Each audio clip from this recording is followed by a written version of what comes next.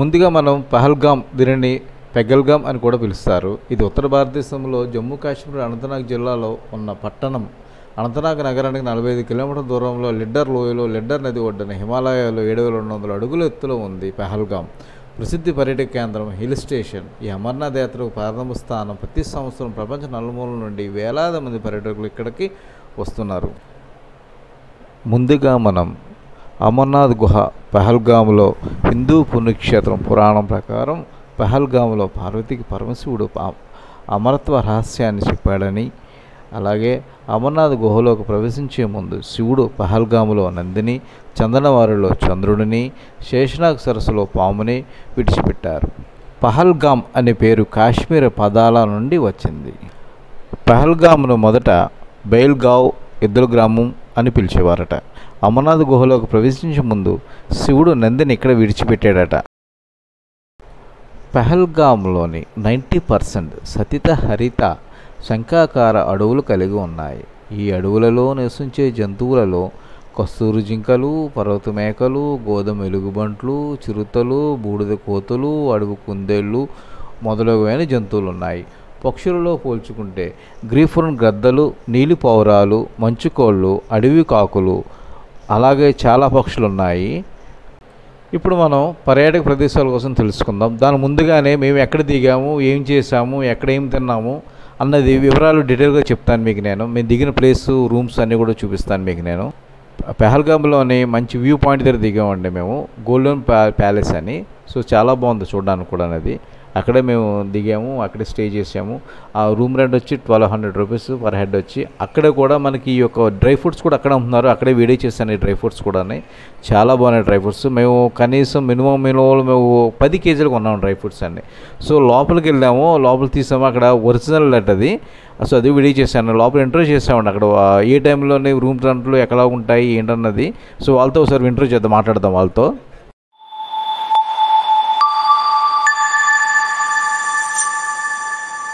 ठीक है जी। आपका होटल का नाम?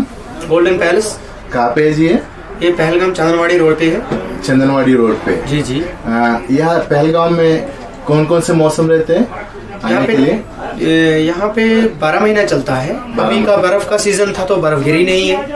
ये बर्फ का विंटर का सीजन है। बर्फ कम से कम 4 फीट, 2 फीट, 5 फीट रहती थी और इस बार बर्फ गिरी नहीं है। सीजन 2 ही रहते हैं, एक गर्मी का और एक ठंडी का। गर्मी का कितने महीना रहता है और ठंडी का कितने महीना? 6 महीना गर्मी का रहता है और 6 महीना ठंडी का रहता है। ठंडी का कब खत्म होता है और गर्मी का कब शुरू होता है? गर्मी का शुरू होता है अप्रैल से। अप्रैल से? हाँ। और ठंडी का? ठंडी का अक्टूबर एंडिंग से स्टार्ट हो जाता है। अक्टूबर एंडिंग से 1 नवंबर से स्टार्ट हो जाता है। ठीक है जी, थैंक यू। ठीक है। ఇక్కడ మీకు బోర్డు కనపడుతుంది కదా, దీని ఒక డీటెయిల్స్ అడిగి తెలుసుకుందామని జస్ట్ అక్కడ గుర్రాల వాళ్ళతో ఇంటర్వ్యూ చేద్దామని ప్లాన్ చేస్తామండి. సో వాళ్ళతో ఇంటర్వ్యూ చేసాము మేము. సో ఎలాగా ఏంటి, ఎంత తీసుకుంటారు, ఎక్కడ తిప్పుతారు, గంటకి ఎంత తీసుకుంటారు, నెక్స్ట్ ఎంత దూరం తీసుకెళ్తారు అనేది క్లియర్గా అడిగి తెలుసుకున్నామండి. సో వాళ్ళతో మేము మాట్లాడాము. సో అంతా ఒకసారి వినండి, మీకు కూడా అర్థమవుతుంది. ఇన్ కేస్ మీరు ఎప్పుడు వచ్చినా సరే మీకు ఒక అవగాహన వస్తుందని ఈ వీడియో చేశాను మీకు. ఒకసారి వినండి, ఒకసారి పూర్తిగా వినండి. అంతా హిందీలోనే ఉంటుంది, అర్థం చేసుకుంటే ఇంకా మనకి చాలా బెనిఫిట్. మీకు తెలుగులో కూడా మెన్షన్ చేస్తాను. स्टार्ट है? ओके।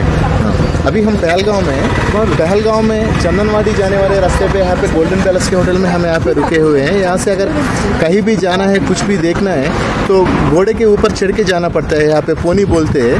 और यहाँ पे पहलगाम के नज़दीक में या चंदनवाड़ी के नज़दीक में देखने वाले कौन कौन से प्लेस है सब अब हम उनसे पूछ के पता कर लेंगे। जी नमस्ते जी, आपका नाम?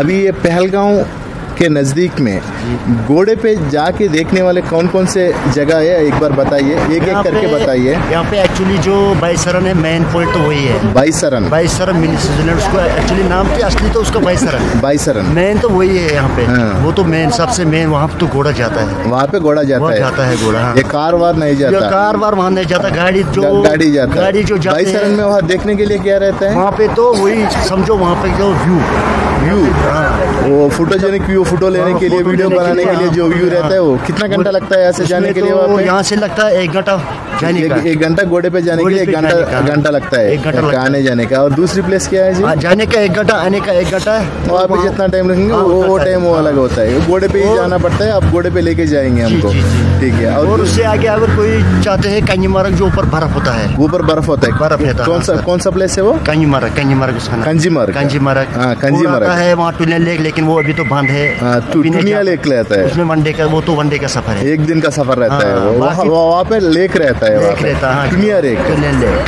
बाकी तो यहाँ पे जो 3 पॉइंट है वो तो गाड़ी का आड़ो वैली, यहाँ से 12 किलोमीटर, चंदनवाड़ी यहाँ से 16 किलोमीटर, उसके बीच में आता है वो बेताब वैली। गाड़ी में वो गाड़ी में जा सकते हैं।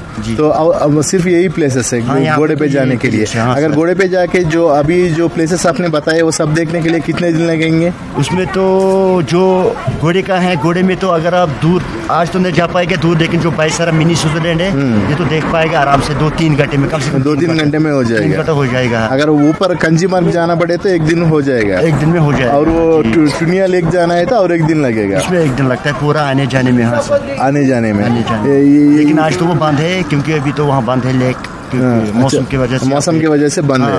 वहाँ कोहरा लगा है, इसलिए वो बंद है। सभी सिर्फ घोड़े पे जा सकते हैं, घोड़े पे जा सकते हैं। यहाँ पे जितने भी टूरिस्ट लोग आते हैं, अगर 1000 लोग आ गए तो 1000 लोगों के लिए भी जाने के लिए यहाँ पे पोनी रहेंगे घोड़े? हाँ रहते हैं, कितने घोड़े यहाँ पे रहते हैं। और ये जो अमरनाथ यात्रा होता है ना, जब यहाँ पे अमरनाथ यात्रा होता है सर, एक्चुअली वहाँ पे घोड़ा सब जाता है, वहाँ पे घोड़ा जाता है, घोड़ा जाता है, यहाँ पे खुद जाता है। यहाँ आप ही के घोड़े पे अमरनाथ यात्रा तक लेके जाते हैं? हमारे घोड़े पे जाता है, आप ही के घोड़े के यहाँ से गाड़ी जाता है चंदनवाड़ी तक। उस वक्त वहाँ तो यहाँ से 35 किलोमीटर का है ना अमरनाथ का गुहा, 48 किलोमीटर का है। चंदनवाड़ी से गाड़ी वो घोड़ा जाता है सर। चंदनवाड़ी से शेषनाग से 5 तारीख से होली के अमरनाथ गुहा, ठीक है। और वो घोड़े पे जा सकते हैं, गुहा तक घोड़े पे जा सकते हैं। आप ही के घोड़े पे जाते हैं यहाँ पे सबके, ठीक है। Thank you. ఈ గుర్రాలండి వీళ్ళకి జీవనాధారం, దీని మీద మన దూరమైనా తీసుకెళ్తారు, 40 కిలోమీటర్లు దీని మీద తీసుకెళ్తారు.